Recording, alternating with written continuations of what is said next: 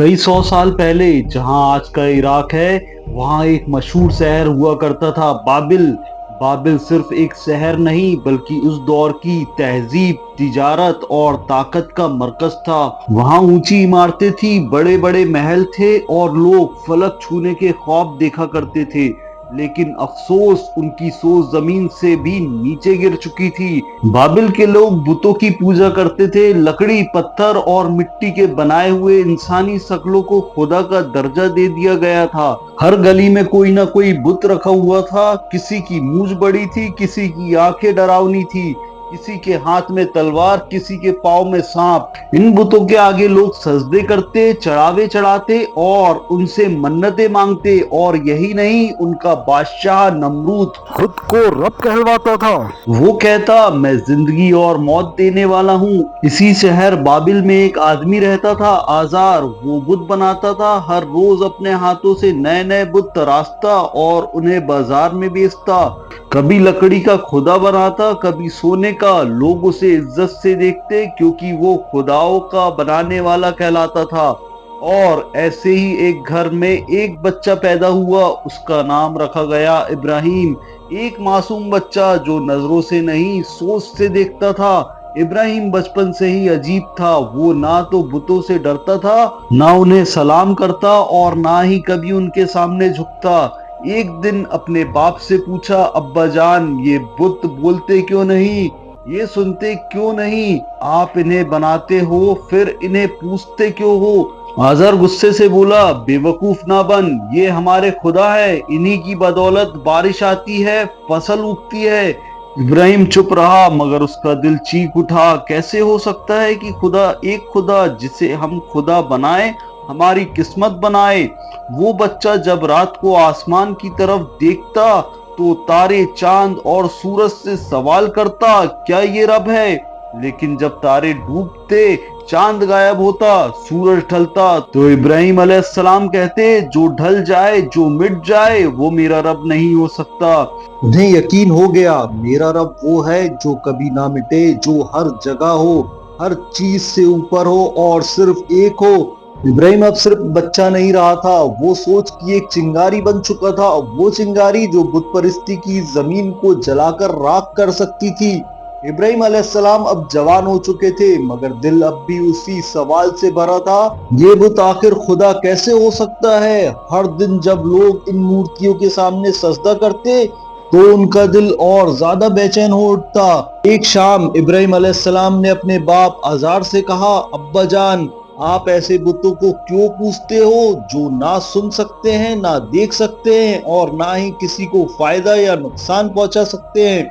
अजहर गुस्से से कांप उठा, इब्राहिम, तू हमारे बाप दादाओं के धर्म को झूठा कहता है? क्या तू चाहता है कि मैं तुझे पत्थर मार मार कर इस घर से निकाल दूं? इब्राहिम अलैहिस्सलाम ने बहुत नरमी से जवाब दिया, अब्बा जान, मैं वो इल्म लाया हूं जो आपको नहीं मिला। आप मेरी बात मानिए, मैं आपको सीधा रास्ता दिखाऊंगा। लेकिन जब हक की बातें नफरत से टकराती हैं, तो अक्ल का दरवाजा बंद हो जाता है। अजार ने इब्राहिम को घर से निकाल दिया। फिर इब्राहिम अलैहिस्सलाम ने शहर के लोगों को जमा किया। वो सब उस बड़े मैदान में आए जहां बड़े बड़े बुत रखे गए थे। कोई सूरज का बुत था, कोई जमीन का, कोई बारिश का। इब्राहिम अलैहिस्सलाम ने सबकी तरफ देखा और कहा, तुम लोग इन्हें खुदा कहते हो? ये पत्थर के टुकड़े ना बोल सकते हैं, ना चल सकते हैं, तो तुम्हें क्या उम्मीद है इनसे? लोग हैरान थे। बुतों की पूजा पर सवाल, ये तो बगावत थी। उन्होंने कहा, क्या तू हमारे खुदाओं का मजाक उड़ाता है?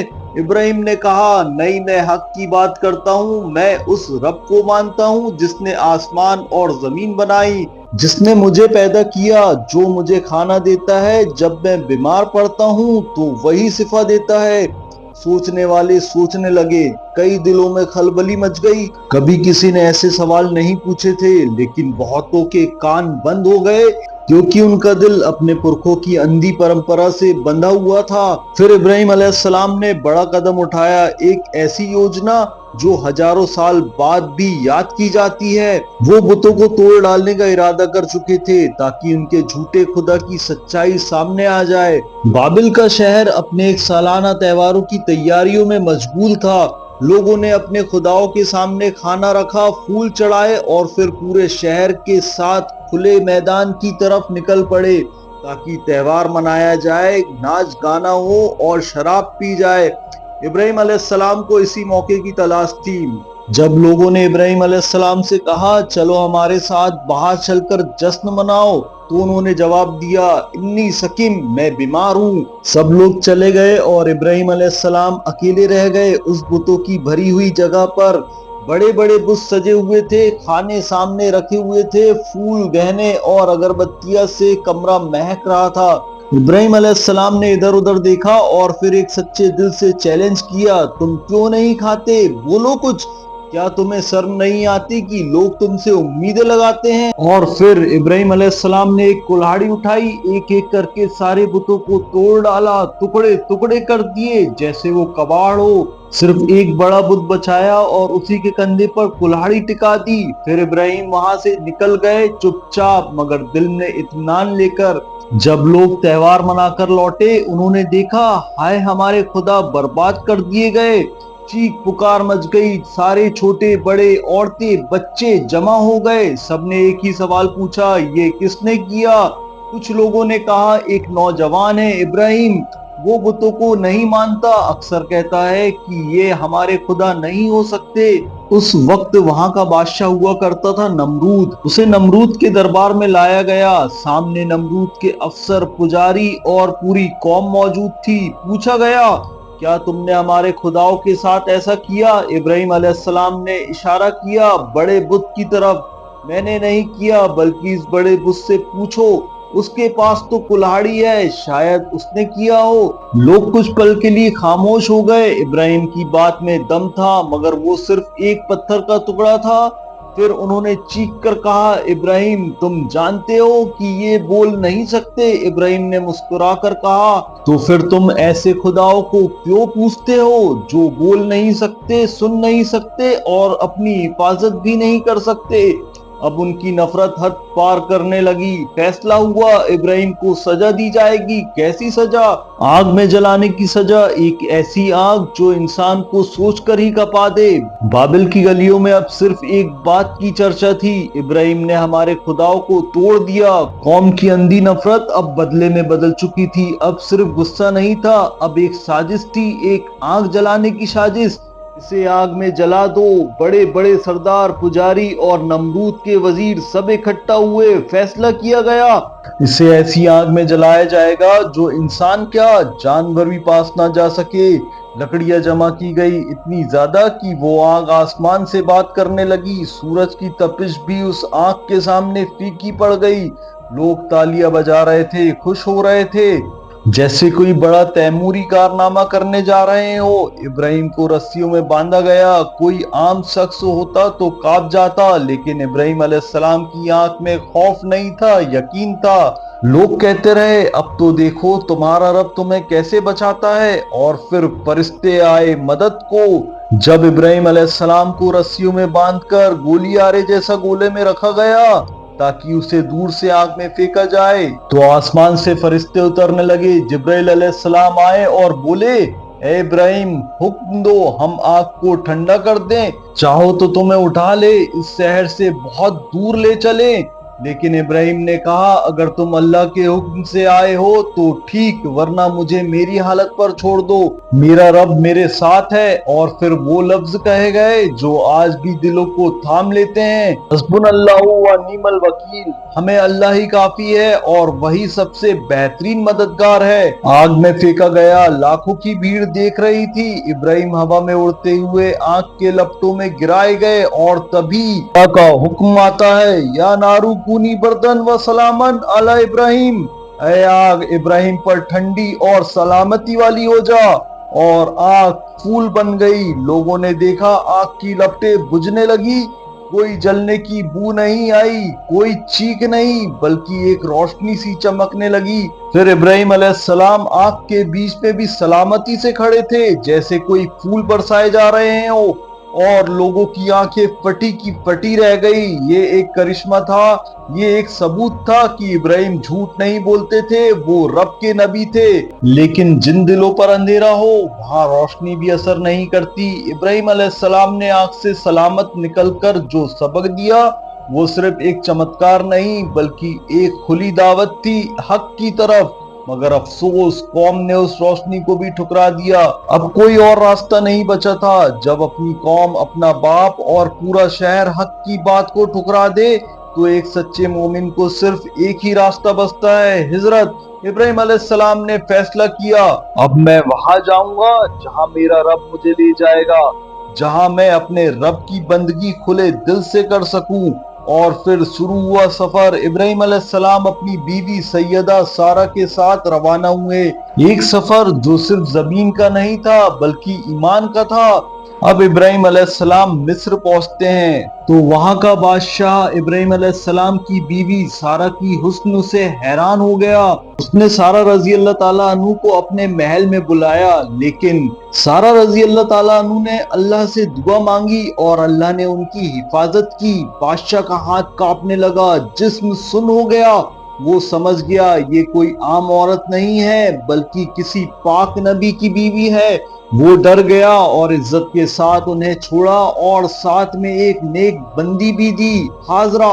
ابراہیم علیہ السلام کے پاس دو بیویاں تھیں، سارہ اور ہاجرہ، مگر ایک غم اب بھی دل میں تھا، ابھی تک میری کوئی اولاد نہیں ہے۔ انہوں نے رب سے دعا کی، اے میرے رب مجھے ایک نیک اولاد عطا فرما، اور اللہ نے اس دعا کو قبول کیا۔ ہاجرہ رضی اللہ تعالیٰ عنہ کے ذریعے ایک نئے امتحان کی دستک۔ ابراہیم علیہ السلام کو اب صرف پتا بننے کی خوشی نہیں ملی تھی بلکہ ایک نیا امتحان ملنے والا تھا۔ ابراہیم علیہ السلام کو ایک بیٹا عطا ہوا، اسماعیل علیہ السلام۔ ایک نورانی چہرہ، ایک سکون دینے والی مسکراہٹ، ان کی ساری عمر کی دعا کا جواب تھا یہ بچہ۔ مگر ابھی بیٹے کی آنکھیں کھلی ہی تھی کہ اللہ کا حکم آیا، ابراہیم اپنی بیوی ہاجرہ اور بیٹے اسماعیل کو ایک ویران سنسان وادی میں چھوڑ دو۔ وہاں نہ پانی ہے، نہ کھانا، نہ کوئی بستی۔ ایک نبی کا دل ابراہیم علیہ السلام کے دل پر بجلی سے گری۔ کیسے ایک ماں اور دودھ پیتے بچے کو ایسے ویرانے میں چھوڑ دوں جہاں نہ چھایا ہے، نہ سایہ، نہ کھانا، نہ انسان۔ مگر جب حکم اللہ کا ہو تو بندہ صرف سر جھکا سکتا ہے۔ یہ زمین آج مکہ مکرمہ کے نام پر جانی جاتی ہے، مگر تب یہ ایک ویران، سوکھی اور تپتی ہوئی گھاٹی تھی۔ ابراہیم علیہ السلام نے بی بی ہاجرہ اور اسماعیل علیہ السلام کو ایک تھیلی کھجور اور ایک مشکیزہ پانی کے ساتھ وہاں چھوڑا اور چپ چاپ واپس چلنے لگے۔ ہاجرہ رضی اللہ تعالیٰ عنہ نے آواز دی، ابراہیم کیا تم ہمیں ایسے ہی چھوڑ کر جا رہے ہو؟ نہ کوئی سہارا، نہ کوئی مدد۔ ابراہیم علیہ السلام چپ تھے، آنکھیں چلک رہی تھی۔ ہاجرہ رضی اللہ تعالیٰ عنہ نے پھر پوچھا، کیا یہ اللہ کا حکم ہے؟ ابراہیم نے گردن ہلائی، ہاں۔ ہاجرہ رضی اللہ تعالیٰ عنہ نے پھر کچھ اور نہیں کہا، اگر یہ اللہ کا حکم ہے تو پھر وہ ہمیں ضرور ضائع نہیں کرے گا۔ اور پھر صبر کا امتحان شروع ہوا، پانی ختم ہوا، کھجور بھی ختم ہو گئی۔ اسماعیل علیہ السلام بھوک سے رونے لگے، سایہ نہیں تھا، گرمی تیز تھی اور ایک ماں کا دل بے صبر ہو گیا۔ حضرت رضی اللہ تعالیٰ عنہ اس ویرانے میں دوڑی، کبھی ایک پہاڑی صفا پر چڑھتی، کبھی دوسری مروہ پر۔ 7 بار دوڑی، ہر بار یہ امید لے کر کہ شاید کوئی نظر آئے، شاید کوئی مدد ملے، مگر کوئی نہیں تھا۔ پھر اللہ کی رحمت زمین سے پھوٹ پڑی۔ جب ہاجرہ رضی اللہ تعالیٰ عنہ اسماعیل علیہ السلام کے پاس پہنچی تو دیکھا اسماعیل علیہ السلام اپنے پیروں سے زمین کرید رہے ہیں اور وہیں سے پانی کا ایک جھرنا پھوٹ پڑا، وہ پاک پانی جو آج بھی ہر حاجی پیتا ہے۔ ایک ویران زمین اب برکت کی زمین بن چکی تھی۔ پانی کی وجہ سے قبیلے آنے لگے، بستی بننے لگی اور مکہ کا شہر بس گیا۔ وقت گزرتا گیا، حضرت اسماعیل علیہ السلام اب بچے سے ایک نوجوان بن چکے تھے، خوبصورت، تندرست اور اپنے باپ ابراہیم علیہ السلام جیسے فرمانبردار۔ ابراہیم علیہ السلام نے جب اپنے بیٹے کو چلتا پھرتا، کاموں میں مدد کرتا دیکھا تو ان کی آنکھوں میں خوشیاں تھی اور دل میں شکر۔ مگر تبھی ایک رات ایک سپنا آتا ہے، وہ خوفناک مگر روحانی سپنا۔ ابراہیم علیہ السلام کو نیند میں دکھایا گیا تم اپنے بیٹے کو اللہ کی راہ میں ذبح کر رہے ہو؟ ابراہیم ایک دم گھبرا اٹھے۔ کیا یہ کوئی خیال ہے، کوئی وہم؟ مگر وہی سپنا دوسری رات پھر آتا ہے، اور پھر تیسری رات بھی وہی سپنا آتا ہے۔ حضرت ابراہیم علیہ السلام کو یقین ہو گیا یہ اللہ کا حکم ہے۔ ابراہیم علیہ السلام نے اپنے جگر کے ٹکڑے اپنے بیٹے سے کہا، بیٹا میں نے خواب میں دیکھا کہ میں تمہیں ذبح کر رہا ہوں، تو کیا چاہتا ہے؟ بیٹے کا جواب جس نے پوری کائنات کو ہلا دیا، ابا جان جو آپ کو حکم دیا گیا ہے اسے انجام دیجئے، انشاءاللہ آپ مجھے صبر کرنے والے میں پائیں گے۔ ابراہیم علیہ السلام بیٹے کو لے کر اس ویران میدان کی طرف نکل پڑے جہاں آج مینا موجود ہے، ہاتھ میں ایک تیز چھری اور دل میں یقین کا پہاڑ۔ راستے میں شیطان آیا، کبھی ابراہیم علیہ السلام کو بہکایا، کیا کر رہے ہو، یہ تو تمہارا بیٹا ہے۔ کبھی حاضرہ علیہ السلام کے پاس گیا، تم اپنے بیٹے کو مرنے دے رہی ہو۔ کبھی اسماعیل کے پاس پہنچا، بھاگ جا، جان بچا لے، مگر تینوں نے شیطان پر کنکری ماری اور کہا، ہم اللہ کی راہ میں ہیں، ہٹ جا اے گمراہ کرنے والے۔ اسی یاد میں آج بھی حج میں رمی جمارت کی رسم ادا کی جاتی ہے۔ ابراہیم علیہ السلام نے اپنے بیٹے کو زمین پر لٹایا، چہرہ زمین کی طرف کیا تاکہ آنکھیں بیٹے کے چہرے سے نہ ملے، چھری چلائی مگر وہ نہیں چلی، بار بار چلائی مگر کچھ نہیں ہوا۔ پھر اللہ کی طرف سے ایک پکار آئی، اے ابراہیم تو نے خواب کو سچا کر دکھایا۔ سورہ صفات میں اللہ تعالیٰ نے ارشاد فرمایا، ہم نے تجھے آزمایا اور تو کامیاب ہوا۔ اور پھر ایک بڑا مینڈا آسمان سے بھیجا گیا، ابراہیم علیہ السلام نے بیٹے کی جگہ اسے قربان کیا۔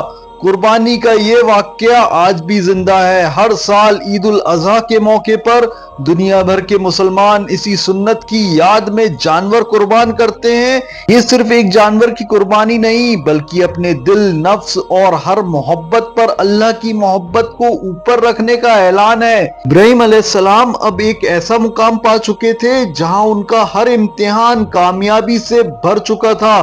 انہوں نے آگ میں چھلانگ لگائی، بیٹے کو ویرانے میں چھوڑا، اپنے جگر کے ٹکڑے کی قربانی دی اور ہر بار اللہ پر بھروسہ رکھا۔ اب اللہ کی طرف سے ایک اور فضیلت ملی۔ ایک دن اللہ نے ابراہیم علیہ السلام کو حکم دیا، اس زمین پر میرے لیے ایک گھر بناؤ جہاں لوگ صرف میری عبادت کریں اور ہر طرف سے چل کر یہاں آئے۔ ابراہیم علیہ السلام نے بیٹے اسماعیل علیہ السلام کو ساتھ لیا، دونوں نے مل کر زمین کو سمتل کیا، پتھر اٹھائے اور کعبہ کی دیواریں کھڑی کرنی شروع کی۔ ابراہیم علیہ السلام پتھر رکھتے اور دعا کرتے، ربنا تقبل منا انک انت السمیع العلیم، مطلب اے ہمارے رب ہم سے یہ عمل قبول فرما، بے شک تو سب کچھ سننے والا اور جاننے والا ہے۔ ایک خاص جگہ پر ابراہیم علیہ السلام کھڑے ہو کر اونچائی تک دیوار بناتے رہے، وہیں ان کا قدموں کا نشان رہ گیا۔ آج بھی اسی جگہ کو کہتے ہیں مقام ابراہیم۔ کعبہ بن گیا مگر ساتھ ہی دعا کی ایک روشنی بھی چھوڑی۔ جب کعبہ بن کر تیار ہو گیا تو ابراہیم علیہ السلام اور اسماعیل علیہ السلام نے ایک دعا کی جو آج تک گونج رہی ہے، اے ہمارے رب ان لوگوں میں ایک ایسا رسول بھیج جو انہیں تیری آیتیں پڑھ کر سنائے، ان کا تزکیہ کرے، انہیں کتاب اور حکمت سنائے۔ اور صدیوں بعد اس دعا کا جواب ملا۔ وہی دعا صدیوں بعد مکہ کی اس زمین پر محمد صلی اللہ علیہ وسلم کی صورت میں قبول ہوئی۔ وہی کتاب قرآن، وہی حکمت سنت اور وہی تزکیہ اسلام کی روح۔ کعبہ صرف ایک عمارت نہیں بلکہ ایک الہی نشان، ایک عبادت کا مرکز، ایک ملی اتحاد کا عالم جہاں آج بھی ہر مسلمان سر جھکاتا ہے۔ کعبہ کی تعمیر مکمل ہو چکی تھی۔ ابراہیم علیہ السلام نے اللہ کی ہر آزمائش کو سر جھکا کر قبول کیا تھا اور ہر امتحان میں کامیاب ہو کر اب ایک مکمل نبی بن چکے تھے۔ اب ان کی زندگی کا سفر دھیرے دھیرے اپنے آخری پڑاؤ کی طرف بڑھ رہا تھا، ایک روحانی رشتہ اللہ اور اس کے خلیل کا۔ ابراہیم علیہ السلام کو خلیل اللہ کہا جاتا ہے، اللہ کا دوست، کیونکہ انہوں نے اپنی پوری زندگی میں اللہ کی محبت کو ہر رشتے، ہر چاہت اور ہر ڈر سے اوپر رکھا۔ جب باپ نے ٹھکرایا تو انہوں نے اللہ کو تھاما، جب آگ میں ڈالا گیا تب بھی بھروسہ اللہ پر رکھا، جب بیٹے کی قربانی مانگی گئی تو یقین پھر بھی اللہ پر رہا، اور جب مکہ کی ویرانی میں گھر بسانا پڑا تو وہیں اللہ ان کا سہارا تھا۔ ابراہیم علیہ السلام زندگی بھر دعا مانگتے رہے اور ان کی ہر دعا ایک سبق بن گئی۔ کچھ دعائیں جو قرآن میں درج ہیں، سورہ ابراہیم میں اے میرے رب مجھے اور میری اولاد کو نماز قائم کرنے والا بنا۔ سورہ عاشورہ میں اے میرے رب مجھے حکمت عطا فرما اور مجھے نیک لوگوں میں شامل فرما۔ سورہ عاشورہ میں اور میری اچھائیوں کا ذکر بعد کی نسلوں میں باقی رکھ، اور اللہ نے قبول کیا۔ ابراہیم علیہ السلام کی اولاد میں نبیوں کا سلسلہ چلا، اسحاق علیہ السلام، یعقوب علیہ السلام، یوسف علیہ السلام اور آخری میں محمد صلی اللہ علیہ وسلم تک۔ ان کی نماز اور حکمت کی دعا ایک پوری امت کو مل گئی، امت محمدیہ، اور ان کا ذکر آج بھی ہر نماز میں ہوتا ہے۔ اللہم صلی اللہ محمد وعلی آل محمد کما صلیت علی ابراہیم وعلی آل ابراہیم۔ ابراہیم علیہ السلام نے ایک لمبی عمر پائی، ان کی عمر قریب 175 سال مانی جاتی ہے۔ آخری وقت میں وہ شام فلسطین لوٹے، جہاں انہوں نے اللہ کی یاد میں اپنا وقت گزارنا شروع کیا۔ جب وقت پورا ہوا تو ان کی روح اپنے رب سے ملنے نکل پڑی، اس رب سے جس سے وہ دنیا میں سب سے زیادہ محبت کرتے تھے۔ ان کی قبر آج ہیبرون فلسطین میں مانی جاتی ہے، جہاں ساتھ ہی حضرت سارہ رضی اللہ تعالیٰ عنہ کی بھی قبر ہے۔ حضرت ابراہیم علیہ السلام اکیلے تھے لیکن قوم بن گئے، ان کے پاس تجارت نہیں تھی لیکن اللہ کی دوستی تھی، ان کے ہاتھوں نے کعبہ بنایا، ان کی دعاؤں سے اسلام پھیلا۔ سورہ نحل میں اللہ تعالیٰ نے فرمایا ان ابراہیم کان امتن، بے شک ابراہیم اکیلے ایک امت تھے۔ اور ابراہیم علیہ السلام کی یہ کہانی یہی ختم نہیں ہوتی۔ ہر مومن جب نماز پڑھتا ہے، جب حج کرتا ہے، جب قربانی کرتا ہے تو حضرت ابراہیم علیہ السلام کی سنت کو زندہ کرتا ہے۔ تو اسی طریقے سے یہ ویڈیو بھی مکمل ہوتا ہے۔ اگر آپ لوگوں کو کسی صحابی یا نبی کے بارے میں جاننا ہو تو نیچے کمنٹ کر کے ضرور بتائیں، میں ساری آپ کو اس کی مکمل جانکاری انشاءاللہ دوں گا۔ اگر آپ لوگ کو یہ ویڈیو پسند آیا ہو تو ویڈیو کو لائک اور چینل کو سبسکرائب کریں تاکہ ایسی ویڈیو ہم آپ تک پہنچا سکیں۔